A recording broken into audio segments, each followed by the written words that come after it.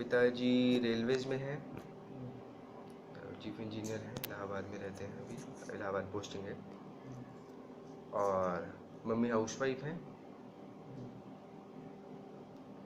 और बाकी पिताजी के साइड पे तो कोई सरकारी नौकरी में नहीं है। मम्मी के साइड में सारे के सारे आर्मी में थे, तो ऐसा बैकग्राउंड है। और पिताजी इंजीनियर हैं, मैं भी इंजीनियर हूँ। एक सिस्टर है मेरी, वो भी इंजीनियर है। ये आईएएस बनने के लिए क्या मतलब शुरू से आपने सोच रखा था या? नहीं, शुरुआत से तो नहीं सोच रखा था। इनफैक्ट कॉलेज तक घुसने तक तो हमने नहीं सोचा हुआ था। तो लेकिन जब जैसे कॉलेज के अंदर जाते हैं, थोड़ा एक्सपोजर पड़ता है, तब कॉलेज के अंदर ही पता चलता है कि ये आपके बहुत सारी स्ट्रीम्स हैं। अब आईआईटी के अंदर हमारे यहाँ पे थोड़ा प्राइवेट का ज़्यादा शौक रहता है, बट हमारे आईआईटी के अंदर स्टिल आज भी आईएएस का और आपके इंजीनियरिंग सर्विसेज का, इसका काफ़ी क्रेज़ है आज भी। ये ऐसी क्या वजह है जो जबकि जो बहुत बड़ा पैकेज आपको मिल सकता है प्राइवेट जॉब में आईआईटी करने के बाद, और इधर शायद आईएएस में उतना जो सैलरी है पैकेज के उसका? मामले में बेसिकली अगर देखा जाए तो असल में क्या है कि आजकल क्वालिटी ऑफ लाइफ कॉन्सेप्ट आ गया दुनिया के अंदर। तो पहले क्या होता था कि आज से 20-30 साल पहले सभी के सभी भागते थे कि यार, क्योंकि इतनी गरीबी होती थी कि कहाँ से भी कहीं से भी पैसा मिल जाए, है ना, कहीं भी ऐसी नौकरी लग जाए कि हमारी तनख्वाह बन जाए, तो उसके हिसाब से होता था। आजकल अगर आप कॉलेजेस के अंदर भी देखोगे, आईआईटी वगैरह के अंदर, तो सिस्टम बड़ा बदल गया। आजकल लोग पैकेज के पीछे कम भागना शुरू कर दिए हैं। अभी भी जाते हैं, ज़्यादा पैकेज है तो अच्छा मानते हैं, बट आजकल कई लोग इस चीज़ पे भी फोकस करते हैं कि जो आप काम करोगे उसमें आपको खुद को अच्छा लगेगा नहीं लगेगा, और उससे इम्पैक्ट कितना पड़ेगा। आप देखो आजकल कितने स्टार्टअप शुरू हो रहे हैं, कितने लोग सोशल सेक्टर के अंदर आ रहे हैं। कई हमारे दोस्त ही हैं जो कि इतनी बड़ी बड़ी नौकरियां कर रहे थे, अमेरिका वगैरह से छोड़ के वापस आ गए और कह रहे कि जी हम तो गाँव में बैठ के काम करेंगे। हमारे यहाँ पे भी हैं, काफ़ी बांसवाड़ा भी कई आए हैं यंग प्रोफेशनल के नाम पे। तो वो इसीलिए है क्योंकि आजकल सेटिस्फैक्शन ज़्यादा देखने लगे, सेल्फ सेटिस्फेक्शन। और क्या है कि गवर्नमेंट की जॉब के अंदर, स्पेशली आईएएस की नौकरी के अंदर, इसमें ये माना गया है, और असल में है भी ऐसा, कि आपके पास एक तो इन्फॉर्मेशन पूरी है, आपको सब पता है कि अलग अलग जगह क्या क्या चल रहा है। साथ ही साथ आपका इतना कंट्रोल है कि अगर आप चेंज करना चाहो तो थोड़ा थोड़ा करके भी अगर आप कोशिश करो तो आप बहुत सारा बड़ा बदलाव लेके आ सकते हो, और उससे सच में फ़र्क पड़ सकता है। तो बस यही सोच थी कि आपका क्या कहते हैं, करो तो कुछ अच्छा करो। और जहाँ तक कि पैसे की बात है, तो पैकेज चाहे यहाँ पे कम है, लेकिन ऐसा नहीं है कि आप अच्छे जी नहीं सकते, जी तो आप फिर भी अच्छे तरीके से। ये आपकी सेकंड पोस्टिंग है? पहली पोस्टिंग। जैसे एक होम मिनिस्ट्री में थे हम, एज अंडर ट्रेनिंग। अच्छा, होम मिनिस्ट्री वाली जो पोस्टिंग थी वो एक डेपुटेशन थी। वो प्रैक्टिकली वैसे तो डेपुटेशन थी, हाँ, पोस्टिंग कहने को सेकंड ही है वो। तो वो पहली बार अभी शुरू हुआ है, तो 3 महीने के लिए होम मिनिस्ट्री में पोस्ट किया था। वो असिस्टेंट सेक्रेटरी लगाया गया था। आपको यहाँ कैसा लगा? क्या आपके लिए यहाँ पर आपको चुनौतियाँ देखने को मिली?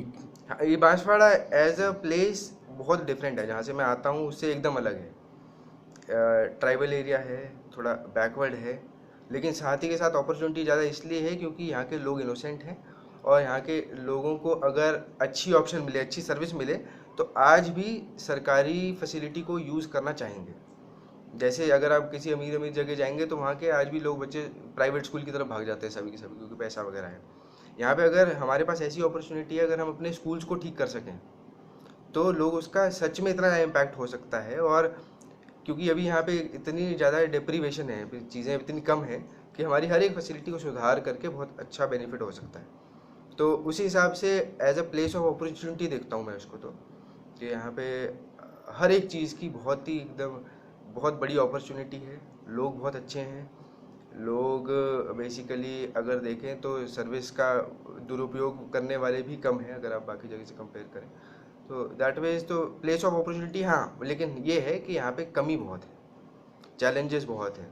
अगर आप जैसे गांव वगैरह में जाते हैं, शहर तो हमारा चलिए अच्छा है बांसवाड़ा, लेकिन आप गांव वगैरह में जाएँ तो बिखरी बस्तियाँ हैं वहाँ पे, तो हर एक अंतिम व्यक्ति तक पहुँचना एक बहुत बड़ा चैलेंज है। हमारे जितना फील्ड स्टाफ है उसके लिए बहुत बड़ा चैलेंज है। उसके बारे में सोचना है कि कैसे ऐसी चीज़, ऐसा कोई सिस्टम बनाए कि आपके अंतिम व्यक्ति तक पहुँचा जा सके। वो एक चैलेंज है जिसको हमें मीट करना है, और हमारा एम है मीट करने का। आपने यहाँ पर 4-5 महीने आपको हो गए, ऐसी कौन सी 2 या 3 चीज़ें हैं जो आप यहाँ करना चाहते हैं कि इस कमी को मैं दूर करूँगा तो शायद मेरा जो कार्यकाल है वो बहुत अच्छा कहलाएगा? आप खुद अच्छा, हाँ जी, वैसे तो मेरे को भी ज़्यादा समय तो 2-2.5 महीने हुए हैं। जी जी हाँ। तो बट अभी अगर मैं प्रैक्टिकली देखूँ तो सबसे ज़्यादा मेरे को ये लगता है कि किसी भी एरिया का पिछड़े होने का सबसे बड़ा कारण है वहाँ पे आपकी एम्प्लॉयमेंट कम है। तो एम्प्लॉयमेंट कम है, लोगों के हाथ में पैसा कम है, उसी कारण गरीबी भी ज़्यादा है और अपना लाइफस्टाइल भी पुअर हो रखा है। तो सबसे जो इम्पोर्टेंट मेरे हिसाब से है वो तो ये रहेगा कि अगर हम इन्हीं के यहाँ के लोगों को ही स्किलिंग कर दें, जो यहाँ से मैक्सिमम जो जनता है, जो गरीब आदिवासी है, वो गुजरात जाता है और अपना काम करने के लिए जाता है। अगर उन्हीं को हम ऐसी स्किलिंग कर दें इस हिसाब से कि वो अपने घर के, अपने खुद के गांव के अंदर रहकर ही इतना मार्केट लिंक कर सके और मार्केट के साथ लिंकेज हो जाए और साथ में ऐसे प्रोडक्ट बना सके जिससे उसकी आमदनी घर पे इतनी अच्छी हो जाए कि उसको ज़्यादा बाहर ना जाना पड़े। तो सबसे इम्पोर्टेंट तो मैं मानूंगा आपका एम्प्लॉयमेंट है, क्योंकि वो सबसे पहला है। आप स्कूल ज़्यादा खोल लो लेकिन अगर घर में खाने को रोटी नहीं है तो फिर भी वो स्कूल बच्चों को भेजेंगे। दूसरी चीज़ आई थी अपनी education. Education is also very important. यहाँ पर एजुकेशन का स्तर कम है, लोगों की अवेयरनेस का लेवल भी कम है। और आप देखते ही हैं कि अगर मान लीजिए लोअर लेवल पोस्ट के लिए अगर कोई पटवारी की पोस्ट हो या टीचर की पोस्ट के लिए तो सभी के सभी भागते हैं, लेकिन यहाँ से अगर हायर लेवल पोस्ट के लिए या कोई अपना अच्छा काम करने के लिए, जो जैसे प्राइवेट के अंदर अपना हायर लेवल के लिए या अपना कोई नया बिजनेस शुरू करने के लिए, वैसी एग्जांपल्स बहुत कम हैं। जिसका मैं मतलब समझूंगा कि अवेयरनेस कम है, बाहर की टेक्नोलॉजी से एक्सपोजर कम है। उसके लिए आई वुड से कि एजुकेशन ऐसा होना चाहिए जो कि एक तो कंप्लीट तो हो ही, साथ में एक्सपोजर भी इतना दे कि बाहर की टेक्नोलॉजी वगैरह भी अपनी सबकी सब यूज़ हो सके। और उसके बाद तो अगर मेरे से पूछा जाए तो प्रैक्टिकली आई वुड से कि लोगों का यहाँ पे, वैसे वो भी एम्प्लॉयमेंट से रिलेटेड है, कि लैंड पे डिपेंडेंस कम हो और थोड़ा आपके जो सेल्फ एम्प्लॉयमेंट पे थोड़ा सा डिपेंडेंस बढ़ाना थोड़ा ज़्यादा ज़रूरी है। यूथ के लिए जो यहाँ का है उसके लिए क्या आपका मैसेज है? यूथ के लिए बस यही मैसेज है कि आप जो यहाँ का यूथ है वो कहीं और के यूथ से कम नहीं है और उसके पास बहुत ज़्यादा अपॉर्चुनिटी भी है, क्योंकि आपके टीएसपी एरिया होने के कारण सरकार ने बहुत ज़्यादा अपॉर्चुनिटीज़ दी हैं। साथ ही साथ आपके पास एनर्जी बहुत ज़्यादा है। तो अगर आप सच में मेहनत करें यहाँ से तो आप बहुत आगे बढ़ा जा सकता है। यूथ के लिए मतलब बेसिकली एप्लीकेशन बहुत ज़्यादा हो सकती है। बस यही है कि यूथ को सही डायरेक्शन में रहना पड़ेगा। यहाँ पे कई बुरी आदतें हैं, उन सब से दूर रहना पड़ेगा और आपको सही डायरेक्शन में जाना पड़ेगा। बाहर निकलें, नई चीज़ें सीखें, पूरा एक्सपोजर लें और दृढ़ निश्चय रहे कि हम कुछ नया अच्छा काम करके दिखा सकते हैं। और अगर ये पूरी एनर्जी हमारी अच्छे टैप हो जाए तो पूरे रीजन की काया पलट हो सकती है। सर, आपका कोई संघर्ष रहा है अब तक यहाँ तक पहुँचने में? कोई संघर्ष वगैरह मतलब जैसे देखा जाए तो कोई ऐसा बहुत बड़ा संघर्ष तो नहीं है, लेकिन हर एक स्टेप्स पे काफ़ी संघर्ष रहते हैं। जैसे कि अगर आप देखो, अगर आप आईआईटी की जैसे हमने जब जैसे तैयारी करने के लिए थे तो 2 साल हम लोग बाहर रहे हैं, एकदम कोचिंग करने के लिए बाहर ही रहे। तो उस समय ना घर वाले थे और बहुत छोटे से कमरे के अंदर रहे। उसके बाद आईआईटी के अंदर जाने के बाद भी तब भी वहाँ पे बड़ा कॉम्पिटिटिव एनवायरनमेंट होता है। उसके अंदर भी हम लोगों ने अपनी अच्छी खासी मेहनत करवा कर हमने मेक श्योर किया कि सारे के सारे प्रोजेक्ट लिए जाएं। मैंने पर्सनली तो काफ़ी सारे प्रोजेक्ट्स लिए भी थे और कई प्रोजेक्ट्स आज तो चल भी रहे हैं। हमारे यहाँ एक हिमाचल के अंदर ब्रिज था, वो हमने डिज़ाइन किया था।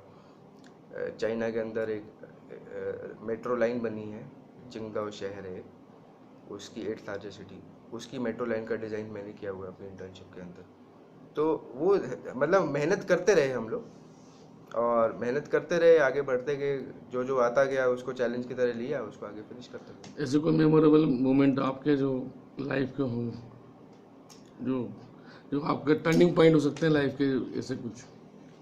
टर्निंग पॉइंट के मामले में मैं ऐसा कहूँगा कि दरअसल पहले जैसे सिविल सर्विस का मेरा को बहुत ज़्यादा इंटरेस्ट ज़्यादा था नहीं, तो सिविल